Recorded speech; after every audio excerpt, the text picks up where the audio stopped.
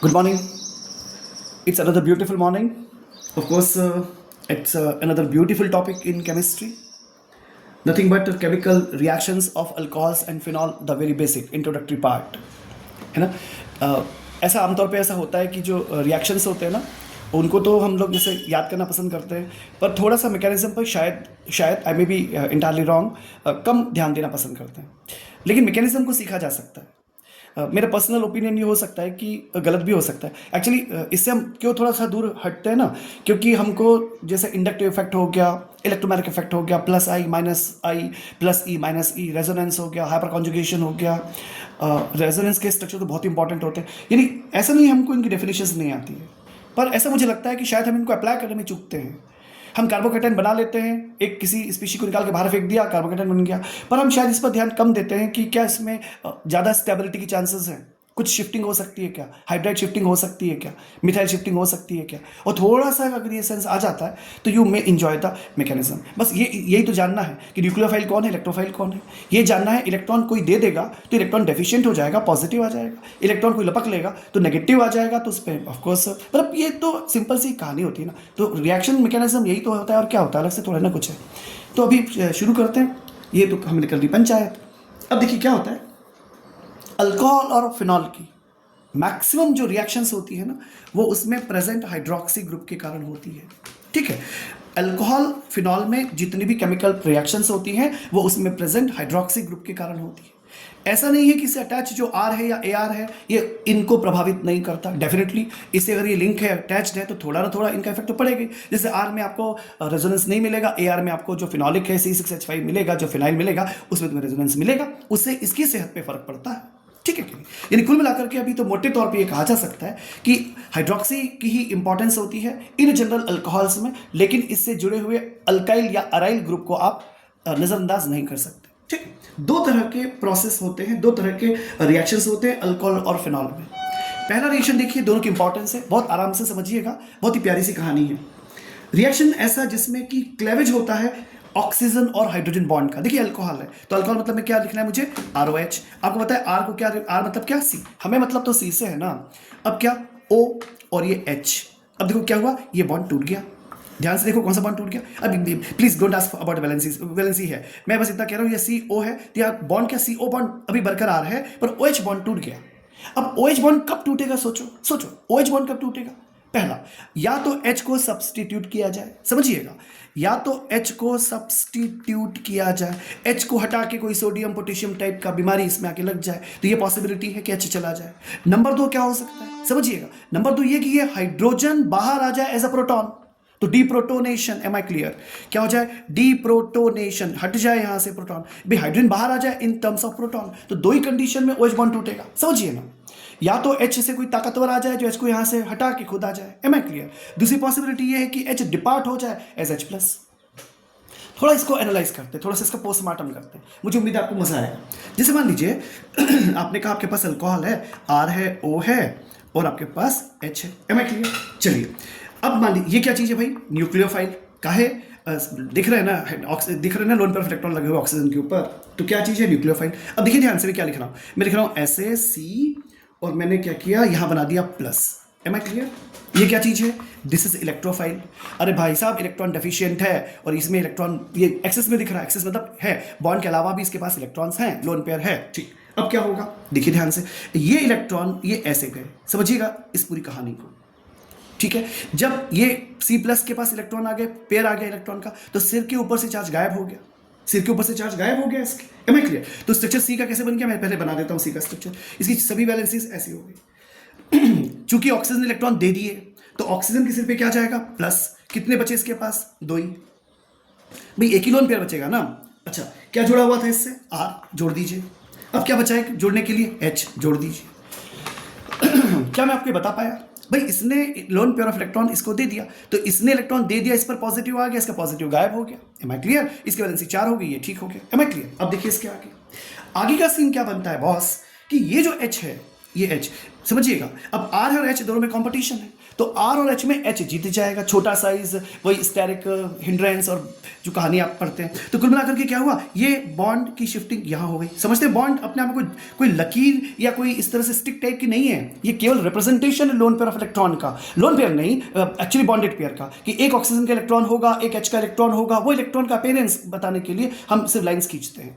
तो ये जो पेयर ऑफ इलेक्ट्रॉन था जिसमें एक इलेक्ट्रॉन हाइड्रोजन का और एक इलेक्ट्रॉन ऑक्सीजन का, तो ऑक्सीजन का वापस करो, तो ये इसने इलेक्ट्रॉन ले लिया इससे, अब इलेक्ट्रॉन ले लिया तो क्या हुआ, एच फ्री हो गया। अब आप देखो ना ध्यान से, तो आप क्या बना सकते हो बहुत सिंपल वे में, आर ओ। अब जैसे इलेक्ट्रॉन पेयर्स को मिल गया, फिर ये एज इट इज हो गया, यहाँ क्या जुड़ा हुआ है, सी, और ये क्या हो गया, ऐसे। Am I clear? और भाई साहब ये H प्लस डिपार्ट हो गया, H प्लस क्या हो गया, डिपार्ट। M I clear? ये कहानी हो जाती है कि कैसे, यानी ये न्यूक्लियोफाइल है, ये इलेक्ट्रोफाइल है। बहुत सिंपल है कि पहले स्टेप में क्या किया, इसने इलेक्ट्रॉन का पेयर इसको दे दिया, तो इसकी वैलेंसी सेटिस्फाई हो गई, इसके ऊपर प्लस आ गया। अब इस प्लस को के ये H ने इलेक्ट्रॉन का पेयर यहाँ शिफ्ट कर दिया, तो H फ्री हो गया, H बाहर हो गया। ये कहानी होती है साहब। I hope you understand what the story is going on. ठीक है, हम एग्जैक्टली ये कहानी शो कर सकते हैं न्यूक्लियोफाइल के लिए, एरोमेटिक के लिए। कैसे, मैं आपसे कहूं, बिल्कुल सिंपल है, बिल्कुल। आप तो बहुत जल्दी आ जाएगा आपको। AR है, फिर ये O है, डॉट डॉट है, और क्या है, H है। फिर से कहानी वही, C इसके सिर पे प्लस है और ऐसे बना लिया। नेक्स्ट स्टेप में क्या, मुझे बहुत सारा आपको बताने की जरूरत नहीं है ना।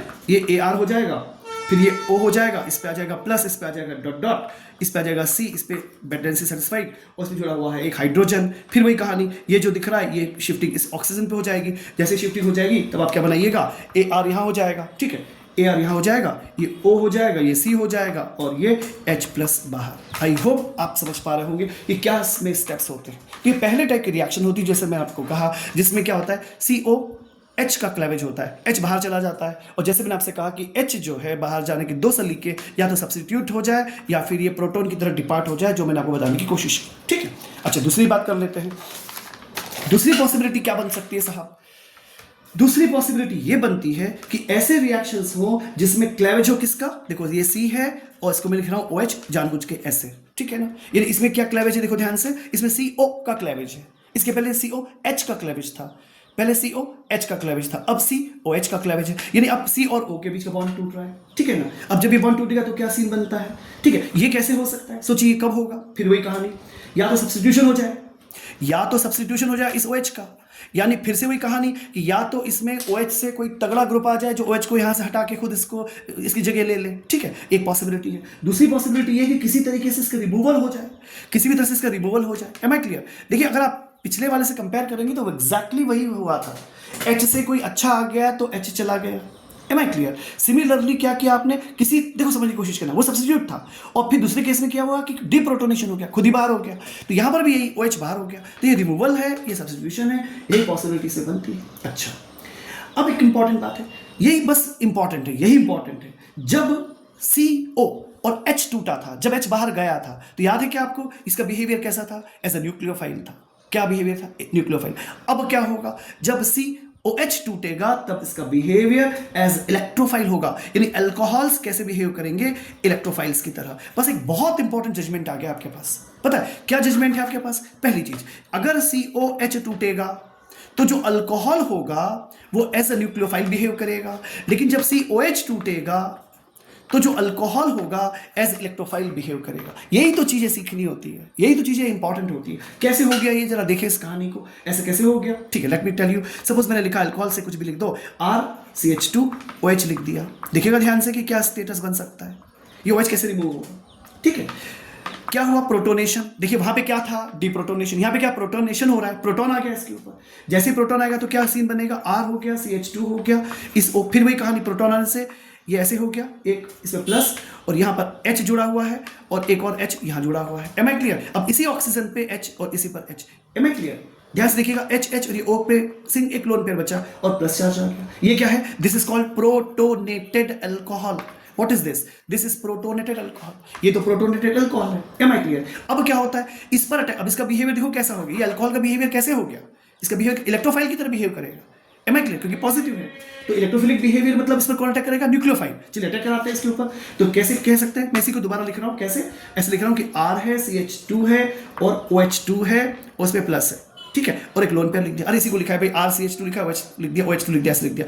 अब इस पर कोई अच्छा आ गया, सपोज ब्रोमीन आ गया, ब्रोमाइड आ गया, तो ब्रोमाइड के आने से क्या होगा, ब्रोमाइड नेगेटिव है ऑब्वियसली, तो केस क्या होगा, इस ब्रोमाइड का अटैक होगा करके, और कंडीशन क्या बनेगी, ये बनेगा Br, ये बनेगा CH2, ये रहेगा R, यानी RCH2 और ये Br इसे रिप्लेस कर देंगे, और यहाँ से बाहर क्या चला जाएगा, H2O। ये कहलाता है क्या, अच्छा ये जो दिख रहा है इसे क्या बोला जाता है, इसे बोला जाता है सब्स्टिट्यूशन प्रोडक्ट, इसे बोला जाता है substitution product. This is substitution product. Am I clear? तो ध्यान से सुनिए, फिर से एक बार कह रहा हूं कि अगर COH टूटेगा तो इसका बिहेवियर होगा एज अ न्यूक्लियोफाइल, जब COH टूटेगा तो इसका बिहेवियर होगा एज अ इलेक्ट्रोफाइल। किसका? अल्कोहल का। Am I clear? अच्छा, लास्ट में एक और बात कह रहा हूं कि जो फिनॉल्स होते हैं usually do not undergo reactions involving the cleavage of COH bond. ध्यान देना, फिनॉल में इन जनरली ये क्लेवेज नहीं होता है, जनरली इनमें COH का क्लेवेज नहीं होता है।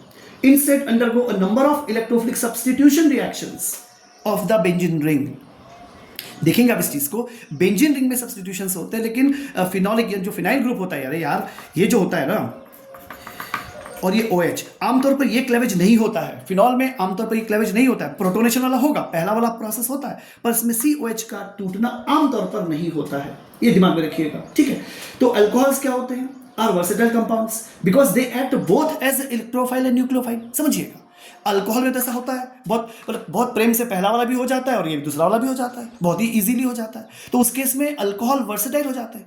फिनॉल्स में क्या होता है, वो COH तो क्लेवेज होता है, पर COH क्लेवेज नहीं होता, आसानी से नहीं होता वो। तो कहने का मतलब ये हुआ कि alcohols are versatile compounds because they act both as a nucleophile as well as electrophiles, while phenols usually act as nucleophiles only।